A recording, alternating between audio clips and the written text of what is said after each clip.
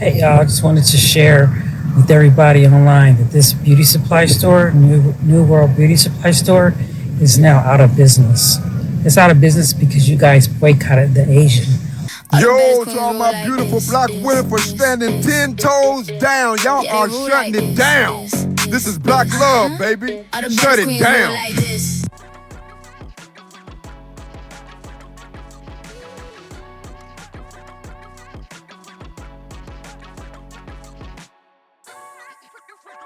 Today we will hear from foundational Black Americans speaking on the success of the Black wealth transfer happening around the country and how it is impacting Asian and other non-Black businesses. Check it out.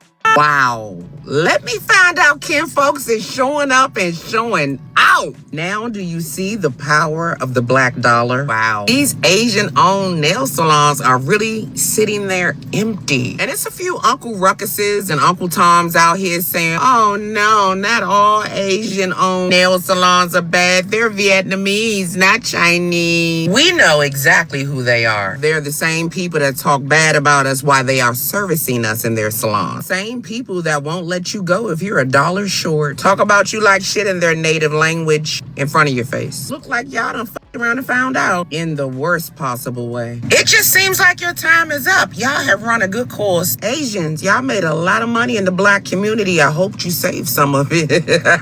Yeah. Tough times ahead. And it's not just a boycott, it's a ban forever. Then I had a Ken folk say, well, when the Africans disrespected us, we ain't do all this to them. You're right. We went easy on them. But this is an equal opportunity ban. Watch what you say, Africans, because we'll fuck around and revisit the boycott we did on y'all in 2024. Order Habibis, order red dye Indians, Latinas. Y'all not safe either. Watch your mouth. We don't give a fuck no more. Because what you won't do is keep disrespecting black Americans. I heard YT wanted to get involved. YT want to come to the rescue of the Asians. I told y'all what y'all need to do. Go on over to the hood, support their nail salons, make sure you stop past the beauty supply store while you're there, and pick up some antifungal drops. Don't forget to stop past the curry out and get you some grade C chicken. By the way, FYI, grade C is a grade that the USDA classifies as the lowest poorest quality chicken. It's like the liquor you get off the bottom shelf. Aspirin you buy from Dollar Tree. 100 thread count sheets that you can buy from Walmart and they start balling up with all that lint on them after you sleep on them for a day or two. That's the type of food that the curry out serve in the hood. YT, go get some. Since you so fucking concerned. I love this for us. We doing our big one. I have never in my life seen my kinfolk all wake up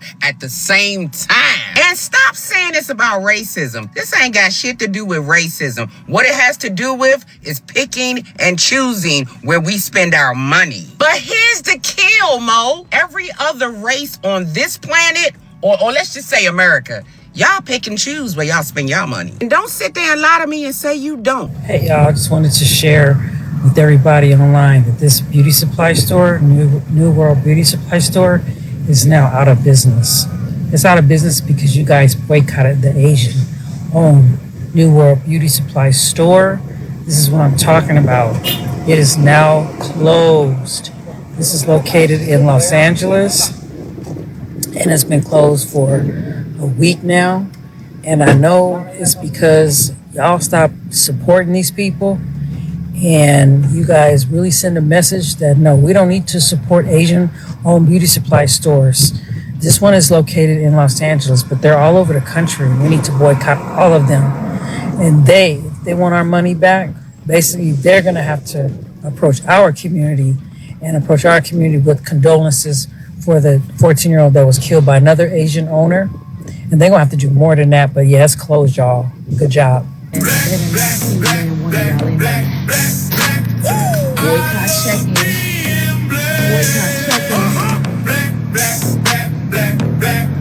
Empty. Good job. Good job, guys. In Arizona, ain't nobody up in there. Good job. Excellent. Keep it pushing. And let me say this before I update y'all on the black nail salon that I selected based on you all's recommendation. This decision was not about my experience with the Asian community. My personal experience has actually been pleasant. The beauty supply down the way The grandmother of that beauty supply has personally sewn for me, made Spanx for me. Every time I go in there, we hug. She updates me on her trips to Korea. I update her on my travels. They've always been kind to me. I'm not going back. The nail salon my mom goes to, they take care of her, feed her snacks while she's waiting for me to pick her up. I'm going to encourage her not to go back. Why? Because your silence is your complicity. During the height of Black Lives Matter, I never saw none of y'all say, we're so sorry for your loss. We're going to join hands with you against what America is doing and has continually done to you. Y'all never said we're allotting 10% of our revenue to Black organizations. So no, I'm not going back. So I just saw a video with an Asian creator talking about how in the next 10 years that there will be no more Chinese restaurants in the United States. And you know what I say to that? Keep on shopping Black American. Yeah, keep on shopping Black American. And I say that because if y'all would have came to our neighborhoods and hired our people, one, your job wouldn't be so labor intensive. You'll be able to manage your store and take your ass home. You wouldn't have to be 70 years old working in a Chinese restaurant if you would have hired help. That's number one. Number two, y'all did all that work, came over here and got these businesses and did all this shit. And y'all can't even pass this shit down to your kids. You wanna know why? Because you taught your kids to think that they was better than the situation that you had them in. And you sent them to school and now they working for the white man. And now your Chinese restaurant is going out of business. I really, really, really, really want minorities to start really paying attention to what it is that they're doing. Yeah, you got here and you was able to start a business and keep your family afloat for this time, right? But you thought that you were so good, so much better than everybody else. Oh, I want my kids to go do this. And now you done lost your legacy to some white folk because that's where your kids is working. Yeah. But anyways, y'all, keep shopping Black American. Let's do this. We all we got, baby. We all we got. Yo, the boycott for the Asian businesses is really happening, y'all. When I tell y'all, even in Metro Detroit, Hazel Park, East Point, the nail shops are empty. Ain't no Black women in them shits. The boycott going down, y'all. When you see the going out of sign business, don't fall for that shit. Let the bankruptcy attorneys handle that. That's what they are for. Let them file it with their insurance, but don't fall for it. We're not going for that either. There is a revolution taking place that people are starting to notice. It isn't happening in Washington. It isn't beginning on Wall Street. It isn't coming from another government program. It begins with one decision, where foundational Black Americans choose to spend their money. For generations, economists have pointed out that the Black dollar often leaves Black communities very quickly, sometimes within only a few days, while money tends to circulate much longer in many other communities before leaving. Whether the exact number varies by study or city, the larger principle remains the same. Every time a dollar immediately leaves the community, so does an opportunity to create jobs, businesses, property ownership, and lasting wealth. The blackout movement represents something much bigger than a temporary boycott. It is a wealth transfer back toward the people who earned the money in the first place. Every dollar redirected into a foundational Black American-owned business becomes more than a purchase. It becomes an investment in the future of the community.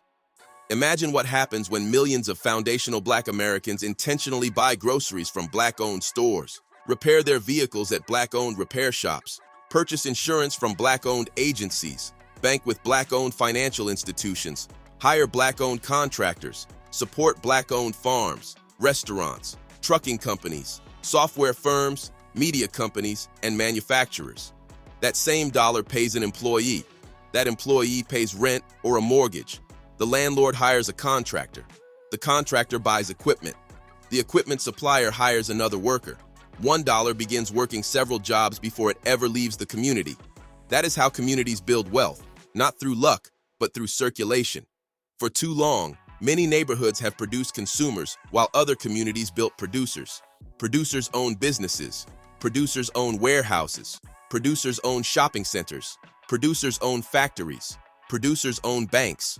Producers own distribution networks. Consumers simply finance someone else's dream. The Blackout Wealth Transfer challenges foundational Black Americans to think differently. Instead of asking, what is cheapest today? Ask, what builds tomorrow? Instead of spending based only on convenience, spend with purpose. Every receipt becomes a vote. Every purchase becomes an investment. Every business supported becomes another pillar standing inside the community. Think about the long-term effects if this mindset continues year after year. New grocery stores can open in neighborhoods that have been called food deserts. More construction companies can hire young men and women entering the skilled trades. Black-owned banks may have greater capacity to lend to entrepreneurs. Technology companies can hire engineers. Media companies can tell stories from perspectives often overlooked. Manufacturing businesses can create products instead of only importing them. Farmers can supply restaurants and grocery stores. Transportation companies can move goods across the country. Instead of watching wealth leave the neighborhood every afternoon, wealth begins circulating, multiplying, and creating opportunity. The greatest inheritance many families leave is not merely money, it is ownership. Ownership of homes, ownership of land, ownership of businesses, ownership of patents, ownership of intellectual property. Ownership produces independence, and independence allows communities to make more of their own economic decisions. Generational wealth is not built in one paycheck. It is built through decades of consistent ownership, disciplined investing, education, entrepreneurship, and strategic cooperation. Children who grow up seeing successful local business owners begin to imagine themselves becoming business owners. The community begins producing more employers than employees. This shift also strengthens resilience during economic uncertainty. Communities with stronger local ownership often have more tools to respond to downturns because businesses, skills, and relationships are rooted locally rather than entirely dependent on outside investment. The Blackout Wealth Transfer is not about hostility toward anyone else. It is about recognizing that every community has the ability to strengthen itself by investing in its own institutions while participating in the broader economy. Economic development is not built only through speeches. It is built through habits. Support local businesses, mentor young entrepreneurs, teach financial literacy, buy property when possible, build family businesses that can be passed from one generation to the next, invest in education and skills, cooperate instead of competing against one another unnecessarily. If enough foundational Black Americans consistently adopt these practices, the effects may extend well beyond individual households. More businesses could mean more local employment, a broader tax base, greater neighborhood investment, stronger institutions, and increased opportunities for future generations. History has shown that communities capable of organizing their economic resources often increase their ability to shape their own future. The Blackout Wealth Transfer is one example of an effort to encourage that kind of long-term thinking through intentional spending and investment. The question is no longer whether wealth can be created. The question is whether enough people are willing to change their spending habits today so that the next generation inherits more opportunities tomorrow. Every dollar has a destination. Every purchase has a consequence. Every generation has a choice. The future is not built overnight. It is built one investment, one business, one family, and one community at a time. Tell me what you think about this topic. Hope you find the information in this video informative. Feel free to like, subscribe, share, comment. Thanks for watching.